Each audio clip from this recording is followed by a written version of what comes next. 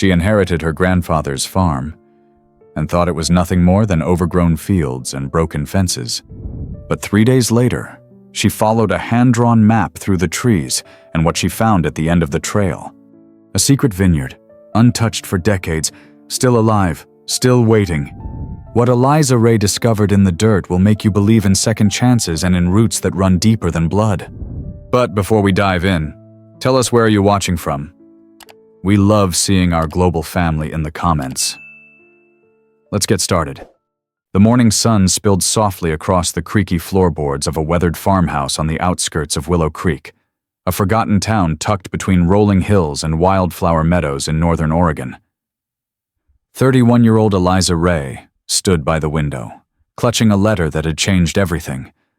The paper was thick, slightly yellowed, the handwriting looping in the elegant, deliberate style of a different time. It was her grandfather's will. She hadn't been back to Willow Creek in over a decade, not since her parents passed, and life swept her into the chaos of city routines and low-paying jobs that never quite felt like hers. But now, just weeks after her grandfather's quiet passing, she'd inherited something unexpected: Bennett Hollow.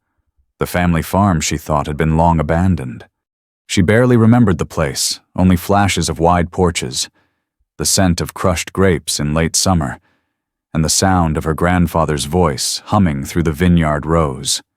Eliza lived with her great-aunt Eleanor, who had raised her after everything fell apart.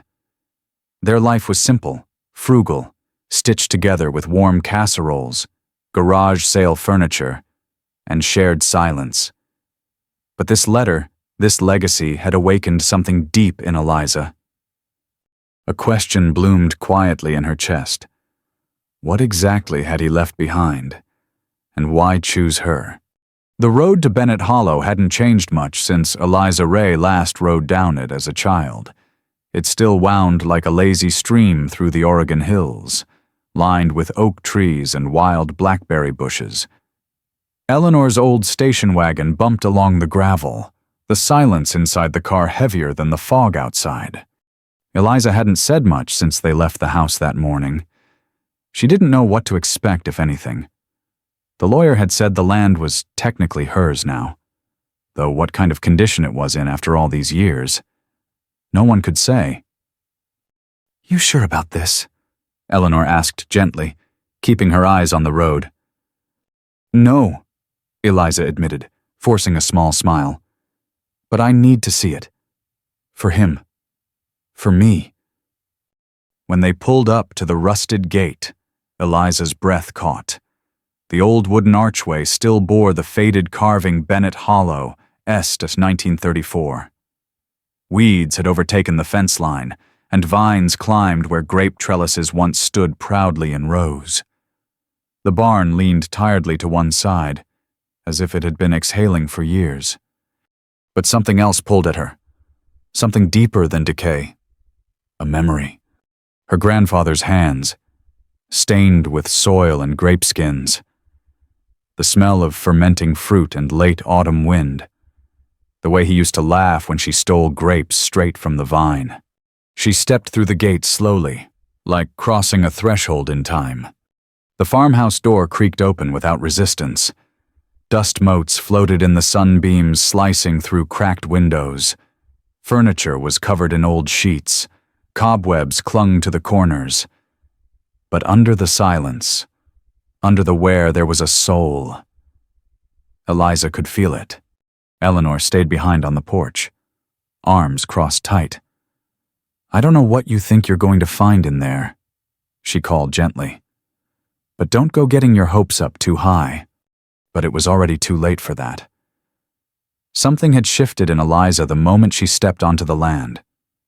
She walked slowly through the rooms, the familiar creak of the floor, the photo frame still hanging askew on the wall, a half-burned candle on the mantel. It felt like he had just stepped out and never returned. In the kitchen, the light fell just right onto the old farmhouse table, and there, tucked beneath a chipped ceramic bowl, was something that shouldn't have been there. A key, and beneath it, a faded envelope with her name in that same looping script. She unfolded it with trembling hands. Eliza Rae. If you're reading this, then I'm gone. But if you found this letter, then you've also found the key. There's something I never told anyone, not Eleanor, not your parents, not even the lawyer. Down past the north tree line, about a quarter mile from the old orchard, there's a hidden gate, overgrown by now, I'd guess. It leads to a place I started building after your grandmother passed. I wasn't ready to let go of what we dreamed of. So I kept going. I planted something there, something that matters. If your heart is quiet enough, it'll find you. Love always, Grandpa Bennett. Eliza sat there for a long time, the letter pressed to her chest, the key still warm from her palm. That evening, after Eleanor had returned to the car and Eliza convinced her to wait a bit longer, she grabbed a flashlight and headed toward the north tree line. The land sloped gently upward, brambles snagging her jeans, dry leaves crunching underfoot. The sun had dipped behind the hills, painting the sky with bruised golds and purples. She nearly missed it. The gate was hidden beneath a collapsed wooden archway, swallowed by vines and blackberry thorns. But when she pushed through it, the world changed. There, in the hollow beyond, spread across a south-facing slope, were vines, dozens of them, some wild, some still bound to their original trellises, but all thriving. A vineyard, untouched, hidden, forgotten by everyone but one man. Her grandfather had kept it alive. Rows of grapes still clung to their vines, dark and sweet-smelling even in late season. The air was thick with the scent of earth and sugar and memory. At the center of the vineyard stood a small stone structure, part tool shed, part wine cellar. She unlocked it with the key. Inside, she found dusty bottles with handwritten labels. Noel's Blend, 1998, her grandmother's name. He'd kept their dream alive for decades. Eliza dropped to her knees. Not from sadness, but awe. This wasn't just about land. It wasn't even just about grapes. It was about love, quiet, stubborn, enduring love. And now it was hers. Eliza Rae spent the next 2 days returning to the hidden vineyard each morning, just after sunrise, when the dew still clung to the grape leaves and the light turned the hillside gold. She brought a notebook, a thermos of coffee, and questions. So many questions. Why had her grandfather kept this place secret? Why hadn't he told anyone, not even Eleanor? But every time the wind whispered through the vines, it felt like a soft answer. Some things are planted in silence so they can grow freely. On the third morning, she brought pruning shears and gloves. The vineyard, though alive, had been left to its own wild will for too long. Trellises leaned, some completely collapsed. Weeds wrapped tightly around the bases of the vines. But underneath it all, there was order. Her grandfather had known exactly what he was doing. She found herself smiling as she worked, her hands in the dirt, remembering how he used to hum old jazz tunes when he pruned. She hummed them now, too, softly. For the first time in years, Eliza felt like she belonged somewhere. Then came the knock. That afternoon, Eliza was in the farmhouse kitchen, cleaning dust from the cabinets and airing out the curtains, when someone banged twice on the screen door. The sound cut through the quiet like an alarm. She wasn't expecting anyone. She opened the door to find a man in a crisp shirt and boots far too clean for farm soil. He held a manila folder in one hand and wore the kind of smile that never reached the eyes. "Miss Rae," he asked, glancing at a clipboard. "Yes, I'm Calvin Denton. I represent Riverside Holdings, a development group out of Portland. We've been trying to get in touch with you." He gestured toward the mailbox, where several unopened letters sat. Eliza hadn't checked it once since arriving. "We heard about the inheritance. Congratulations." He said it like a formality, not like he meant it. "What do you want?" she asked, her voice flat. "Mr. Denton's smile widened. "Just a conversation. You see, We've had our eyes on this property for some time. Your grandfather had expressed interest, years ago, in selling. Obviously, things never moved forward. But now that the land's in your name—" "I'm not selling," she said. His eyes flicked toward the Vineyard journal she'd left on the porch chair. "I understand sentimentality," he said. "But the offer is generous. 7 figures. Immediate closing. We could even preserve some of the land under a conservation easement, for public relations purposes." Eliza stared at him, her heart pounding. It wasn't just a random offer. They knew about the vineyard. Maybe not the full story, but enough to want it. "You knew about the vineyard?" she asked slowly. His hesitation told her everything. "We know there's potential," he said, measured. "We've done soil studies, water rights. It's viable land for high-yield wine production. Our partners are very interested." Eliza felt her breath catch. They'd been watching, waiting. "I said I'm not selling." He gave a short, polite nod and handed her a card. "Sometimes circumstances change," he said quietly. "I'll be in town for a few days. Should you reconsider?" He turned, walked down the steps, and drove away in a spotless black SUV. Eliza stood frozen on the porch for a long time, staring at the dust trail fading down the road. It was only when the sun dipped below the hills that she finally sat down, shaking. Eleanor emerged from inside, arms folded. "Who was that?" "Developers," Eliza muttered. "They want the vineyard." Eleanor didn't flinch. "Of course they do." "You knew." "I suspected, years ago. Your grandfather got quiet anytime someone mentioned land sales. He stopped going to town meetings, said the fewer people who knew what was up here, the better." Eliza turned to her, searching her face. "Why did he keep it a secret from you?" Eleanor's voice softened. "Because I would have told you. That night, sleep wouldn't come."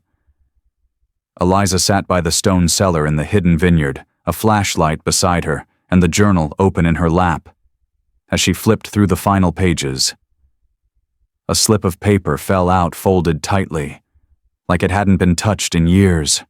It was a hand-drawn map, and beneath it, a note in her grandfather's writing.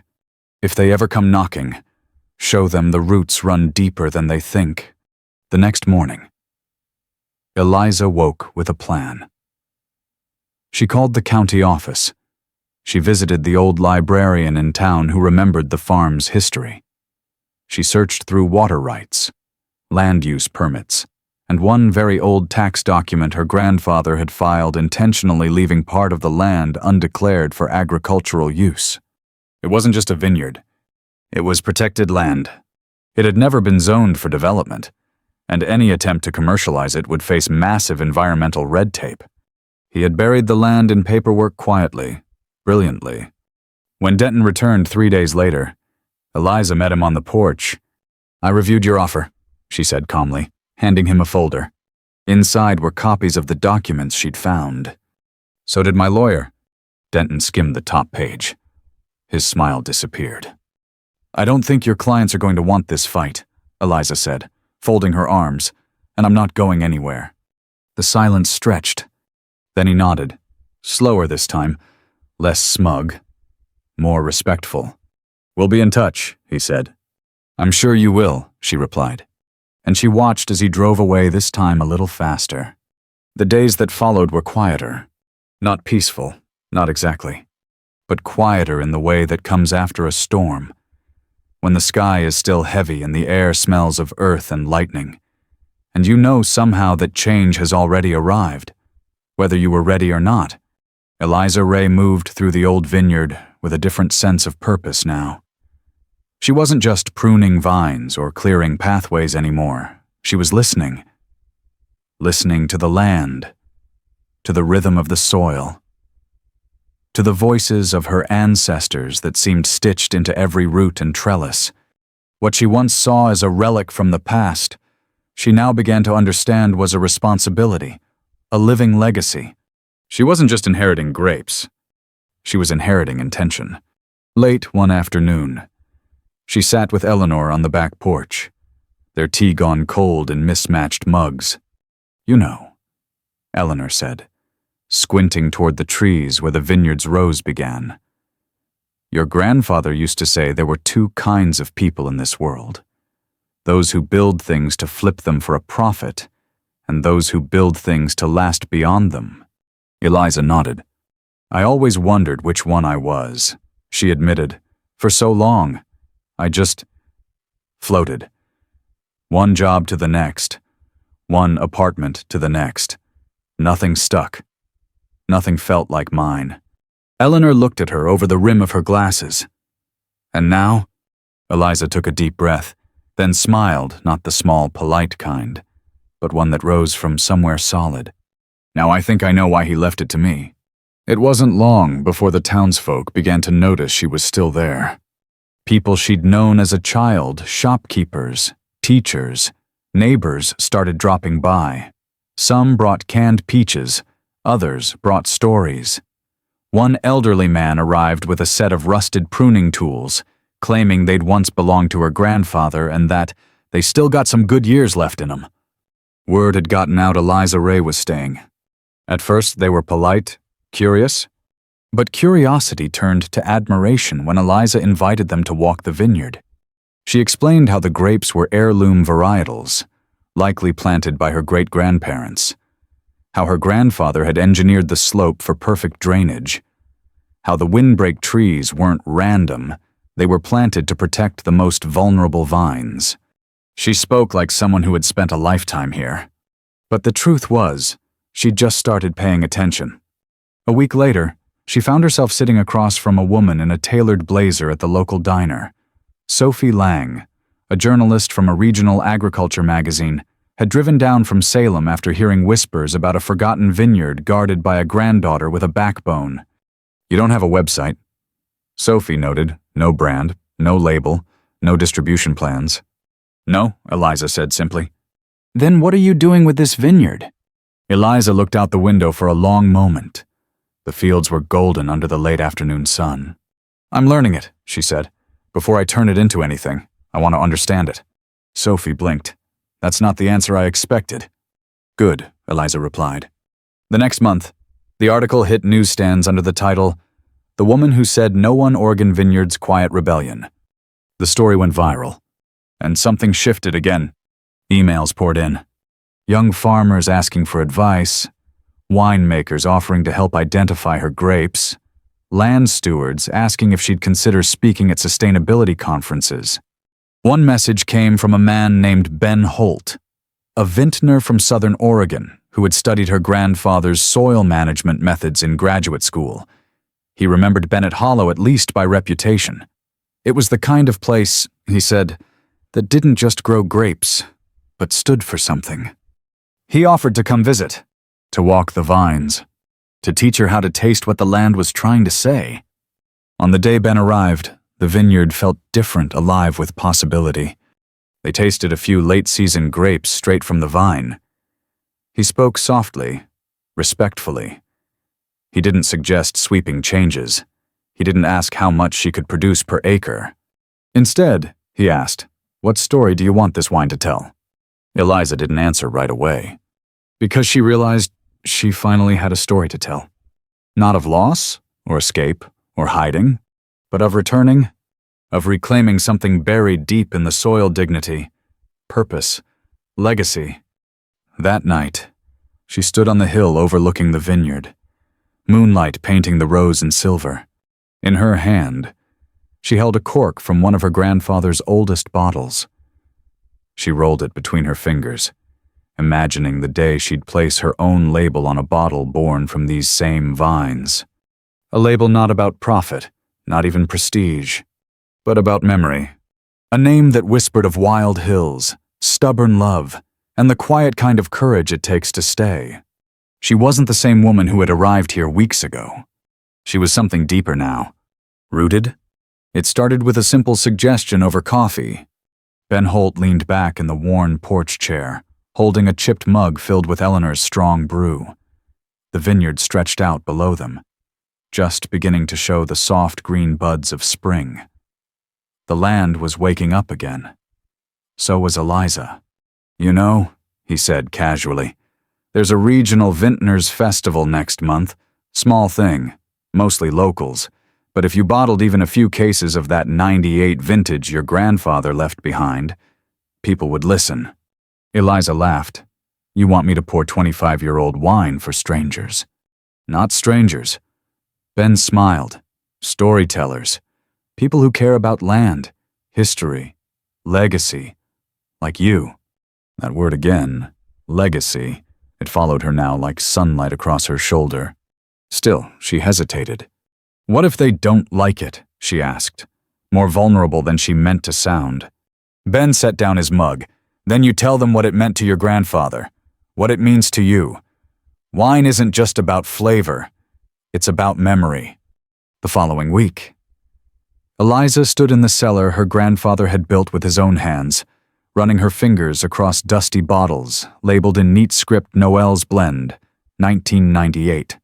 She pulled one from the rack and held it to the light. The wine inside was the color of garnets and dusk. It was time. She only opened one. Eleanor joined her at the table, pouring 2 small glasses. Neither woman said anything for a long moment. They sipped, and Eliza closed her eyes. It wasn't perfect. It was better. It tasted like her childhood summers, like the oak trees and blackberry vines, like the quiet way her grandfather used to hum when he worked. It tasted of dust and dedication and time. It tasted like home. 3 weeks later, Eliza stood behind a small folding table at the Willow Creek Vintners Fair, beneath a canvas tent borrowed from the church. She'd bottled exactly 12 bottles, half for display, half for tasting. She had no brand, no logo. Just a hand-painted wooden sign that read, "Bennett Hollow, Legacy Wine, 1998. People were curious, some were skeptical, but they came. And when they tasted, they stayed. One older man whispered, "This is how Oregon used to taste." A young woman teared up, saying it reminded her of her grandfather's land that had been sold off years ago. More than once, someone asked if Eliza was accepting pre-orders. She wasn't, not yet, but something was beginning. That afternoon, a woman in her 40s approached, notebook in hand and camera around her neck. She introduced herself as Maria Caldwell, a writer for a West Coast wine publication that specialized in sustainable farming and heritage vineyards. "I heard a rumor about a vineyard no one knew existed," she said, "and a woman who said no to developers." Eliza smiled. "I seem to be developing a reputation." "May I ask," Maria continued, "what your plan is for Bennett Hollow? Are you replanting, expanding?" Eliza looked out toward the horizon where the hills rolled like old shoulders under quilts of green. "My plan," she said slowly, "is to listen, to the land, to the vines, and maybe invite others to listen with me." Within a month, Maria's article was online, "The Hidden Vineyard, How One Woman Revived a Forgotten Legacy." And then the world showed up. Emails from sommeliers in California, messages from boutique restaurants in Portland, phone calls from wine clubs asking if they could host tastings on site. But it was one letter, handwritten on linen paper, that changed everything. It came from the Evergreen Fellowship, a nonprofit supporting women in regenerative agriculture. They offered Eliza a grant, not just for wine production, but for creating an educational retreat, a place where young women could learn soil stewardship, small-scale viticulture, and how to rebuild connection to land. Eliza read the letter 3 times before she let herself believe it. It was more than a vineyard now. It was becoming a sanctuary. That summer, she began renovating the small stone building at the center of the vineyard. With local volunteers and the grant money, they installed solar panels, laid new flooring, and built a long wooden table under the shade of the old plum tree. They called it the Table at Bennett Hollow. And by August, she welcomed her first group of students, 6 young women from across the state, each with muddy boots and tired eyes, eager to learn something that couldn't be found in textbooks. Eliza stood at the head of the table, watching them laugh, sip, and share stories under string lights and stars. It felt like her grandfather was there, not in ghost or shadow, but in every leaf, every laugh, every slow sip of the wine he'd started long ago. She looked down at her own glass and whispered, "We're just getting started." The vineyard was finally alive, not just with grapes and bees and bird song, but with people. Every week, a new face arrived at Bennett Hollow, a young woman eager to learn, an aging farmer seeking reconnection, a local child planting her first seedling. What once felt like a personal inheritance now felt like a shared heartbeat. And Eliza Rae. She had never felt more herself. She walked the rows each morning at sunrise, barefoot in the dewy grass, whispering greetings to the vines. Her palms bore calluses, her notebooks filled with soil readings, weather patterns, and quiet reflections about legacy. But more than anything, she had learned how to stay in one place, to nurture something slowly, to love something enough not to let go when it got hard. One day in late September, a letter arrived, handwritten, no return address. Inside was a single sheet. "I drove by the ridge last week. Saw what you've done. I didn't think anyone would ever bring it back. Thank you. M." Eliza read it 5 times. No signature, but her gut told her exactly who M was. Her father's brother. Her estranged Uncle Marcus, who'd disappeared from the family years before her grandfather died. The one no one spoke about. The one who'd argued with her grandfather the night he announced he was keeping the land, not selling it, not dividing it, not giving in. She showed Eleanor the letter. The older woman's hand trembled slightly. "He came back," Eleanor whispered.